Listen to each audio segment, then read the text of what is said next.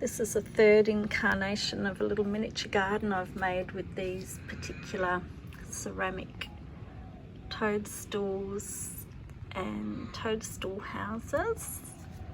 I made these at a friend's ceramic workshop one time for a bit of fun. And the bridge and the various toadstools. She made a couple of the toadstools like that one. And a friend gave me these little gumnut ones. And it can be quite meditational, placing everything in the garden and neatening it up, stopping certain ones from escaping and bullying out the other plants.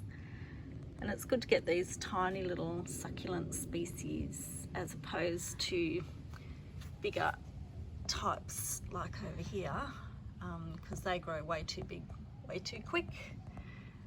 And these, even though they take over somewhat, they're much easier to manage, and the scale suits the fairy garden better.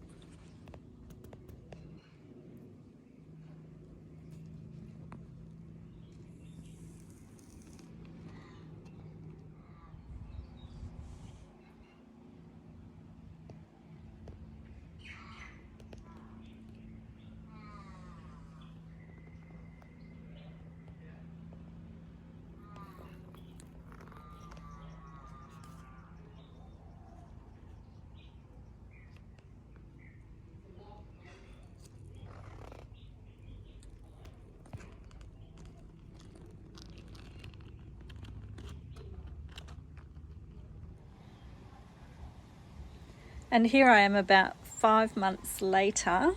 I did keep on top of it for a while, but it's these little plants that I said should be fine because they've got much smaller leaves. They do still take over, as you can see.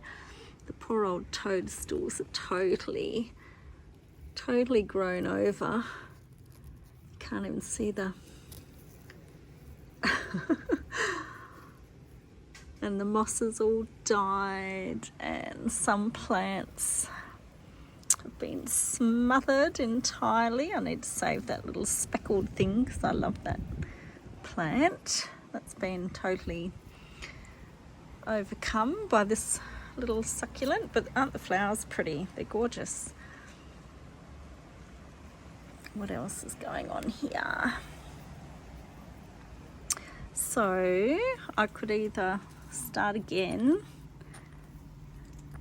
or just sort of prune it all back a bit. We'll see.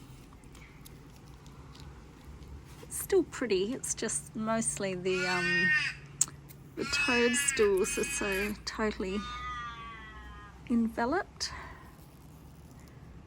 It is pretty though. There's a bit of weeding to do.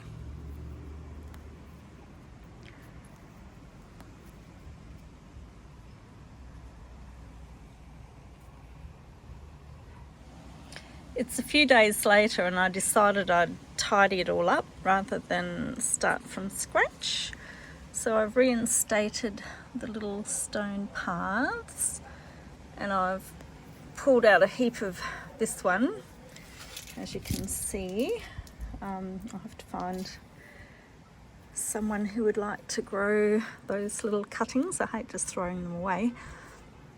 And this plant in particular has rampaged over everything and it's super pretty, but it just has taken over. So I pulled quite a bit out and I was able to find my little tiny cactus there, and these are the few succulents.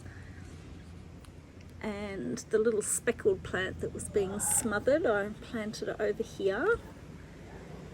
And the moss, which is all dead and is going to stay dead now that it's summer here in Perth in Australia, so there's no chance of that greening up again before winter, but I'd be interested to see if it does revive in winter rather than getting new moss each time there's no way in this weather I'll be able to keep it green if I get new moss.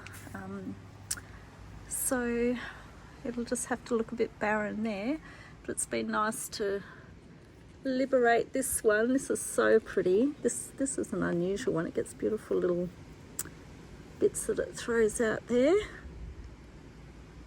And what else? Oh, I forgot I had this little succulent growing under here. This has got a particularly pretty fluffy little flower when it comes out.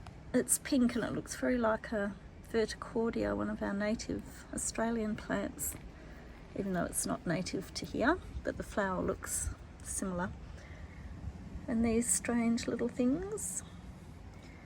So I think it's looking okay.